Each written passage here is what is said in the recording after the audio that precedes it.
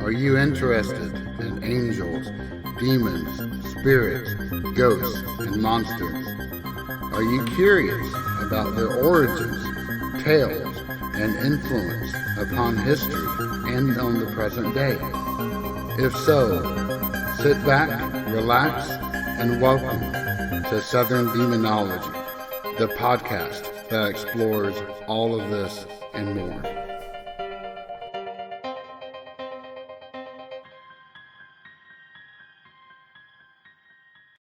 Hello all, and welcome to the final episode of Season 3 of the Southern Demonology Podcast.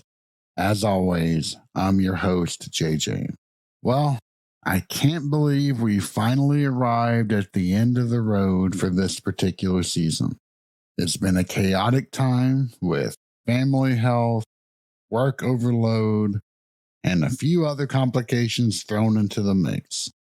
But what matters is that we've gotten here, and not only do I want to thank you for bearing with me through the less than frequent schedule, but let me thank you for simply listening and sticking with me. As a podcaster, I have zero idea who is listening beyond looking at metrics. And let me say, nor should I, as your privacy should be absolute. And even though I do have a Discord server and do receive emails, oftentimes this feels more like an exercise of simply throwing my voice into the void and praying that I am not talking to myself. And I am always humbled and tickled to death that someone out there listens. And for that, you will always have my appreciation. But what a ride this season has been. We've covered everything from horror anime and my time in Japan, First Enoch and the Dead Sea Scrolls, and of course, some pretty universally bad horror movies. But today, we have two things on the docket to round things out. The final piece of my interview with the exorcist, Father Birdsong, and his son, Deacon Josh. And then immediately afterwards, I want to talk about perhaps the best movie I have ever seen that deals with demonic possession. I'm leaving it to the end, as it does come up as a topic of discussion in the interview, and I don't want to overshadow that talk. Plus, it's not every day that an academic scholar gets to help collaborate on a specific demonic influence. But before we cut over, two quick reminders. First, Southern Demonology will be taking a small break until October 2nd, when not only will Season 4 commence, but so will Southern Demonology Bites, the October-specific run of mini episodes that cover horror movies. Second, I will be the guest on Vestiges After Dark on Tuesday, October 29th. I'll have a link to that in the show notes if you want to tune in on YouTube. So sit back, relax, and enjoy the second part of my conversation with the Birdsongs. And stay tuned for afterwards as we delve into a movie that I cannot recommend enough. What other interesting experiences have y'all come across? Well, What we're dealing with right now. yeah, we are dealing with a case right now, and I will name the woman Paula. And Paula, I'm just going to go ahead and say is one of the hardest cases that I've ever dealt with in 31 years of ministry. Oh, that is quite a statement. What makes it so? Well, I'll just go ahead and say I actually wrote down several points, but I got them all mixed up. But let me just go ahead and start with this one. Sure. Well, she got involved with I'm just going to call it a Christian cult. How about that? And she got involved with a quote-unquote deliverance ministry. And, you know, sometimes we walk into things we have no business walking into. Oh my God. Okay. Can I stop you right there just for a second? Yes, sir. There was a minister where I grew up at, and my uncle and aunt got involved with this man. I won't name him, but I want to very badly. Whenever this man would come close to any of us, I got the worst chills sent straight up and down my spine. Yeah. I abhorred this man. And and my mom felt the same. My aunt felt the same. We actually forbid him from ever coming near our properties ever again because of just, we saw the changes that this man induced into my aunt and uncle, who are extremely sensible individuals. And yet, for some reason, he had the power, and it was awful. It was absolutely awful. So I completely understand exactly what you're talking about, at least from that degree. Exactly.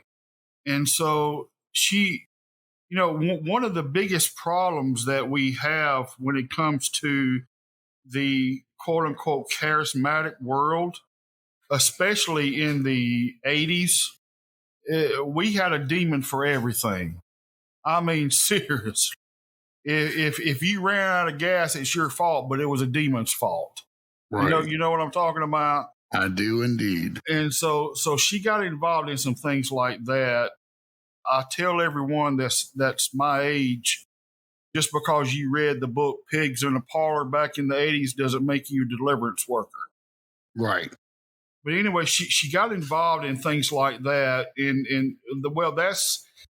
That's mistake number one. If you're not trained properly, leave it alone, for crying out loud. But anyway, this really started affecting her in a major, major, major way. When it came to my attention, she was so physically sick that she could barely stand. I interviewed her and talked with her, and then we went on. This is one of those cases, JJ, that one and done is not over. Actually, I've had 3 sessions with her, and trying to encourage her to move forward. And finally, this past week, she contacted me. And you gotta understand, this woman doesn't know the names of anything. Mm-hmm. But she mentioned the name Abaddon. And that's definitely one of the worst, you could say.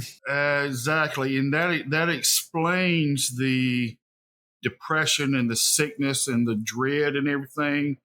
But also the name Lilith came forth. And then she called it Balak, but I may have misunderstood her. But I believe she's referring to Valak, Valak. And Josh, you want to talk about Valak? Yeah, well, I'm sure JJ already knows, but Valak is known for giving people unnatural knowledge and usually is involved with magic and magicians. Yep. So Valak. I've heard it through a few different venues, and that makes sense because in Semitic languages, B's and V's are really only designated through a Dagesh point. Exactly. So, but after the 3rd session, it became very apparent to me, and it was quite shocking because we know that this can happen, but like I said, this is one of the hardest ones in 31, 32 years of ministry. I got a question. So if Lilith was brought up, was there any connection to wind or anything similar to that? She always talked about storms and like a blowing on her face. That would make sense. That's Lilith right there. Okay. Well, that's one thing that I didn't understand. But I've tried very hard to discern between certain demonic presences, but I never put it together that the blowing in the face was Lilith. It can be like Lilith's her first appearance was in Akkadian mythology, where it was really three separate entities, and they were all three goddess of the wind. Okay. And then she was brought over into Jewish folklore as a night hag.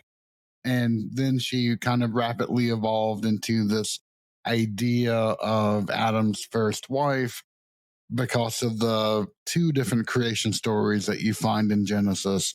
And then she took on an entire life of her own. But yeah, she's always been a presence ever since Sumerian and Akkadian times.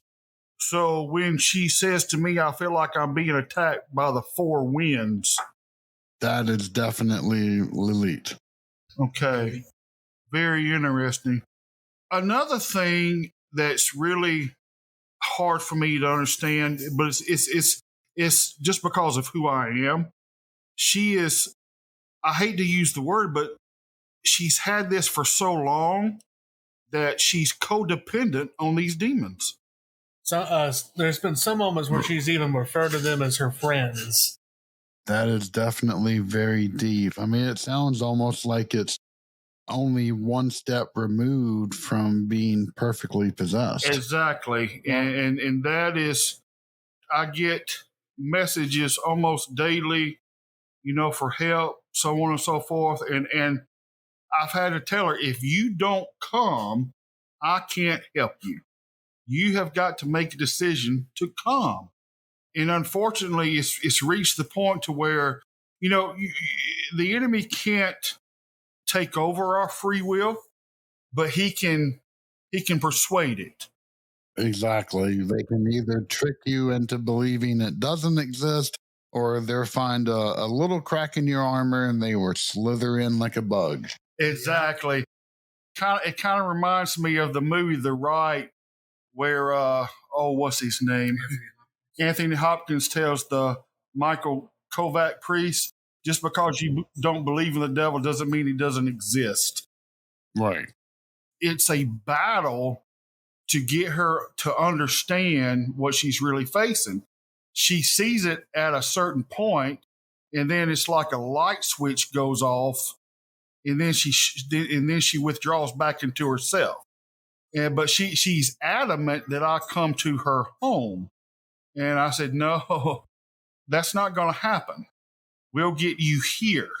All you got to do is pick up the phone and say, come get me. It's amazing to me that after a while, and like you said, it's like one step removed from perfect possession, how people can become codependent on these demonic presences. But it all started when she got into this. I'm just going to call it a Christian cultic practice of deliverance with folks not knowing what they're doing. I mean, she's even got to the point where she takes around a bag with stuffed animals or dolls and calls them her tools for PTSD. Well, what she's dragging around is a bag full of idols, and I'm saying you got to get rid of this mess. I mean, just the thought of that scares the ever living crap out of me. I know, right? I mean, like I mean, this one, I gotta say honestly, and I've seen some stuff, JJ. I've seen people run around on all fours, foaming at the mouth, barking like dogs. I mean, but however, this case is one of the hardest that I'm ever facing. And I have to be honest, I don't know how it's going to turn out, but we're here. We're going to move forward, but it all really depends on the free will of the person. Well, I will say whatever prayers I can offer up, because that definitely sounds like an extremely hard nut to crack, unfortunately. It is. And, today we had one of our classes on the nature of the demonic. Oh, by the way, just so you know, Josh and I have actually written a whole curriculum on that now. And we will be going to real school at the beginning of next year.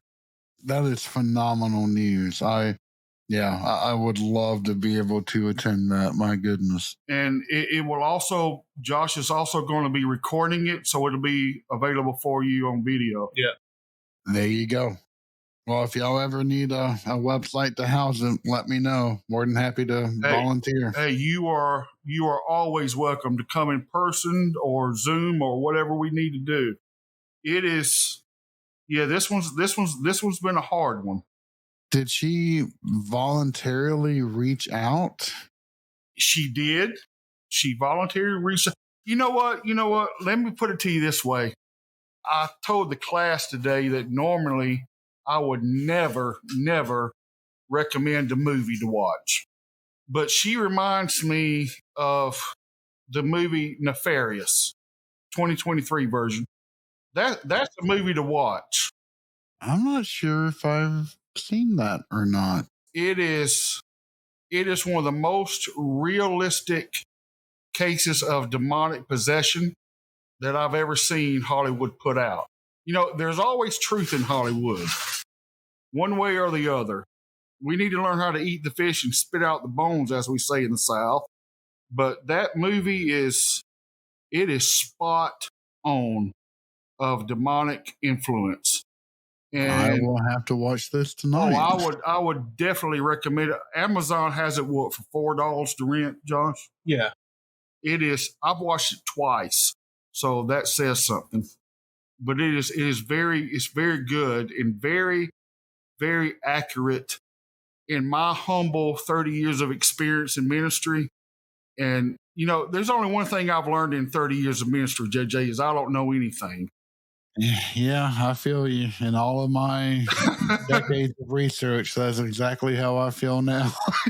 I mean, there's always something new and always something that you're walking into, and you're always, forgive me what I'm about to say. Sometimes you wonder, what the hell am I getting myself into? Amen to that one. I would recommend watching that. That's my plug for the movie. And like I said, I don't normally endorse things like that. I will have to watch that, and I might even book in this entire interview with a review of that movie, because now you've gotten me more than a little excited for it. Well, I'll go ahead and tell you that movie, JJ, it is going to grab you from the beginning, and it's going to keep you to the end. I hope it does, because I'm telling you, I have watched a lot of horror movies, especially possession movies, in the past couple of months, and every single one of them has been nothing but a disappointment so far. So I definitely hope that this one is anywhere near as good as what you say it is, and I'm sure it is. So. It's good. I mean, actually, I was not going to watch it for the very reason that you just stated, but Josh watched it before I did and said, "Dad, you got to watch this one." Yeah. I'm sure you heard of C.S. Lewis, but do you remember the screw tape letters? Oh, gosh, yes. This is what Nefarious is, pretty much. Oh, really? Okay. Then you have instantly gotten my attention. I love the screw tape letters beyond all belief. Yes. It's a prisoner who's on death row. It's a homeless man who's possessed. And the whole movie is him sitting down in front of an atheist psychiatrist and debating the demonic.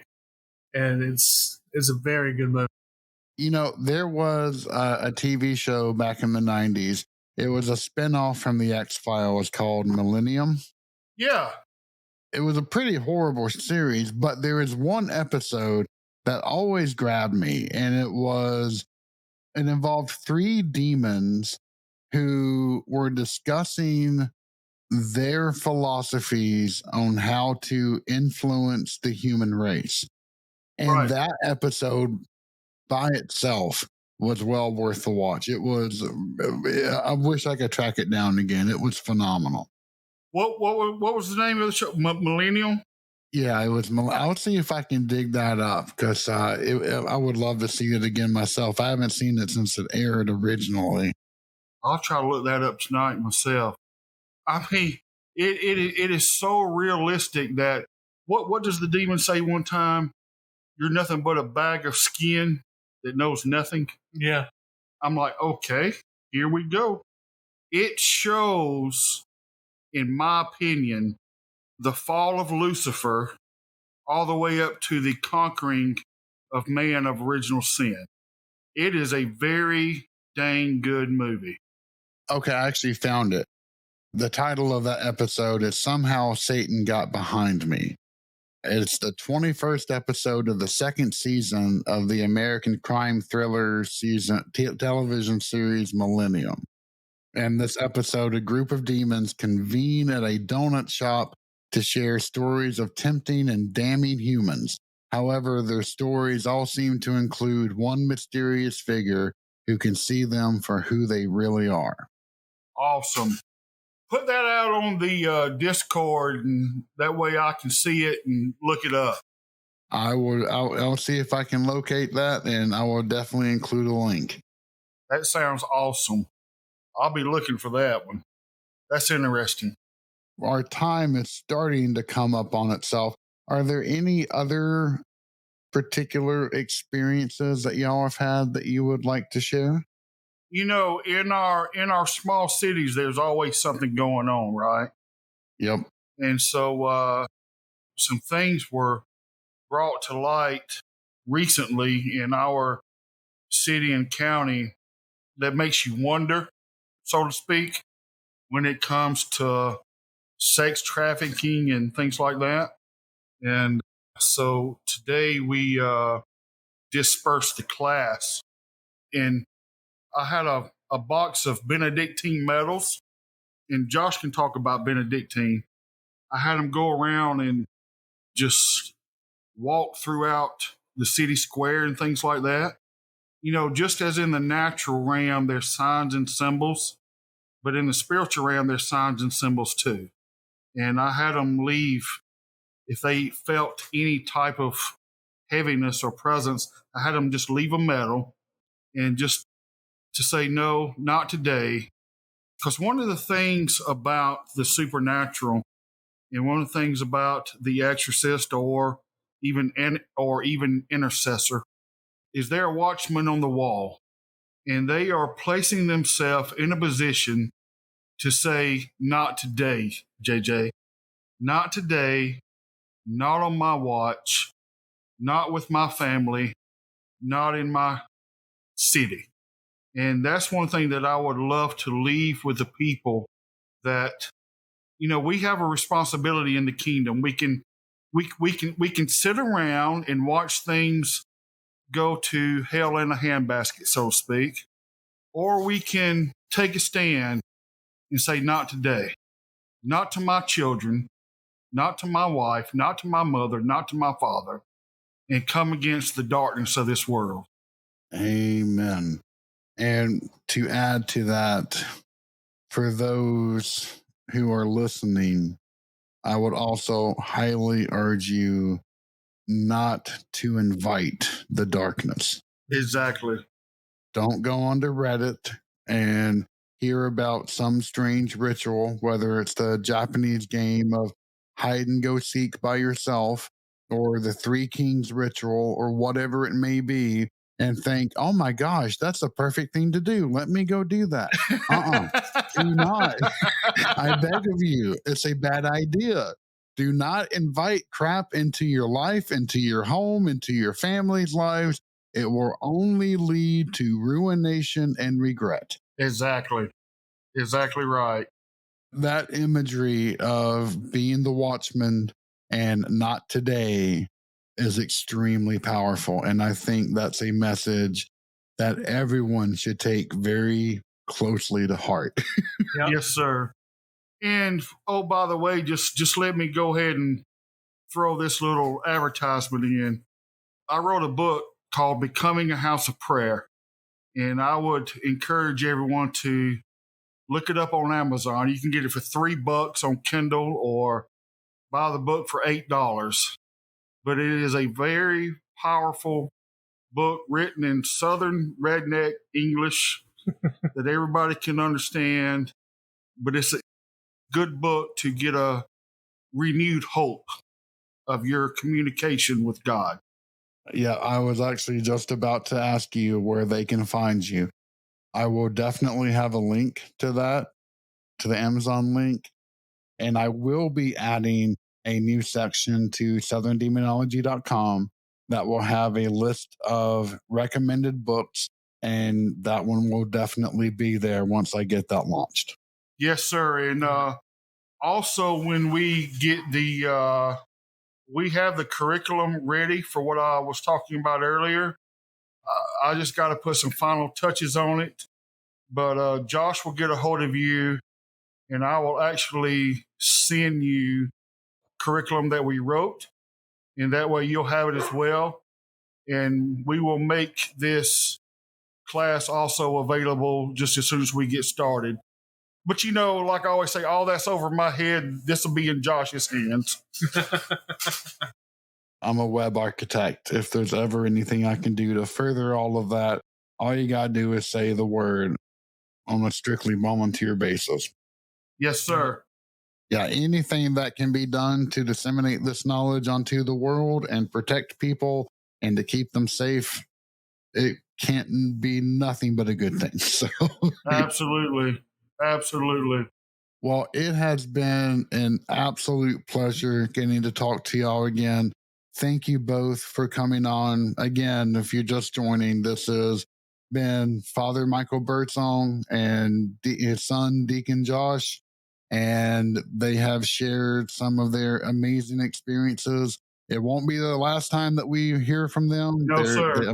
I'm sure they're going to be on once again at some point in time, but you're actually going to be the final 2-part episode that's going to round up season 3 of Southern Demonology.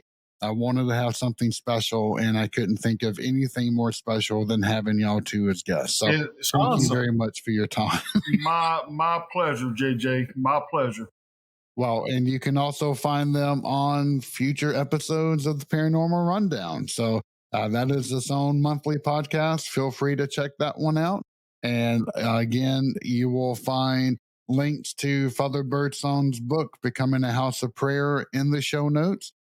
And if there's any other information that we can provide, all you have to do is ask. If you have any questions for the dynamic duo here, feel free to write into southerndemonology.com. We have links for either contact us or the listener inbox. And feel free to shoot any inquiries, and we will get them over there. Absolutely. Or lastly, if you would like to become a member of our Discord server, they are free and active members, and you can always contact them there. Again, have a wonderful night, gentlemen. Thank you very much for your time, and yes, sir. We will talk again soon. Absolutely. Thank you, JJ. And welcome back. Right after I finished that interview, I went straight to Amazon and rented Nefarious. After all, if two people I highly respect and who just happen to be exorcists themselves, like you are, say such glowing things about a movie about possession, I couldn't resist. If you've listened to the podcast for a while, then I think you know how exacting and demanding I am when it comes to horror movies. Shudder has suffered the brunt of this over recent months and years, but there are so many offenders out there. It's unfair to just call them out singularly. Yes, there are some great horror films out there. However, they rarely come along. However, I can honestly say that Nefarious is not only good, but it's amazing. And if anything, the Birdsongs understated how good Nefarious is. One of the chief complaints I have about demonic possession movies is that they usually have involved plots or subplots that have absolutely nothing to do with the possession itself. And I'm sorry, if you're dealing with a possession, then why in the world are you as a filmmaker focused on anything but that? That's like having the most amazing archaeological find discovered, and then The crew talking about it is focusing only on what the archaeologist's fascination with birds happened to be, or on what the dig team had for breakfast that morning. I don't care. If your story cannot recognize, and more importantly, fully capture the terror and the ramifications of what a possession is, and therefore stand on that, then it has already failed. And dear Lord, does Nefarious do that? The vast majority of the movie is only an atheist psychiatrist speaking with a death row inmate who claims to be a demon. That's it. There's no special effects, no what I like to call obscene displays of power on the demon's behalf. So already this movie earns high marks just for that. Everything that is brought up takes a very distant backseat. With that said, the movie is not perfect.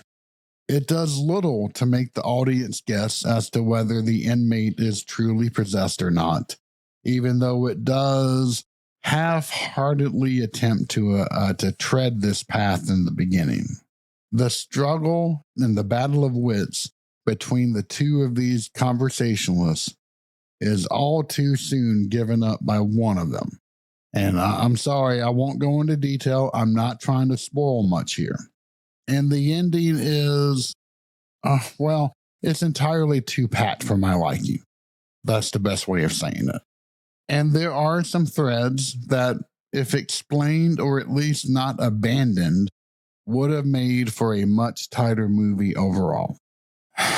On a deeper level, the theology espoused by the movie is more Milton-esque than anything. Man, if I had the time, I would love to break down where this movie gets things right and then kind of veers off into inherited material. Honestly, if I would love to find the time to break down where Milton himself veers away from source material. But that could be its own series of episodes or dissertations or whatever else you want to talk about. They are all pretty Herculean tasks. So we'll leave it at that. The one thing that did truly get my goat about this movie is that the demon says its name is Nefariamus, which is then quickly abandoned for Nefarious for the rest of the film, and that the name comes from an ancient Phoenician dialect. Nope. Phoenician is a Semitic language. Nefarious or Nefariamus is a Latin-derived word. So yes, the research could have been much tighter. There could have been more subtle hints of power displayed. There could have been a tighter script. But if I'm going to be honest, all of these in the large scheme of things are nitpicks. Nefarious is a stellar film, and it stages the only thing that matters right in the spotlight. But the most telling thing is that this movie has been living in my head nonstop since watching it. I want to go into greater detail. I want to tear apart every single thing about this movie and discuss it. And maybe at a future date I will, especially after the film has been out for a while and those who want to watch it have a chance to. I don't want to spoil things unnecessarily. But the fact that it's still in my head, that I'm still actively thinking about it. I mean, just the fact that it espouses a biblical worldview and does so pretty dang well, to the point where I think it's actually a tad bit problematic. The fact that it keeps me thinking about the comfort that evil provides, that possession provides. And I think that's probably going to be the very first topic of season 4. My mind keeps splintering into 1,000 different parallel directions, all because of this movie. And to me, that is the hallmark.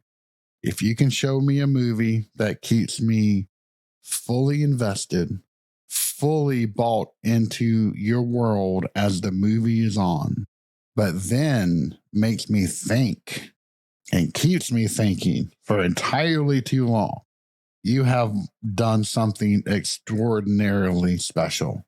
And Nefarious is definitely that.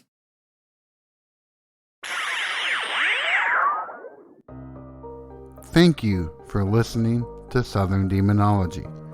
Find us online at southerndemonology.com, where you can find all of our social and podcasting links.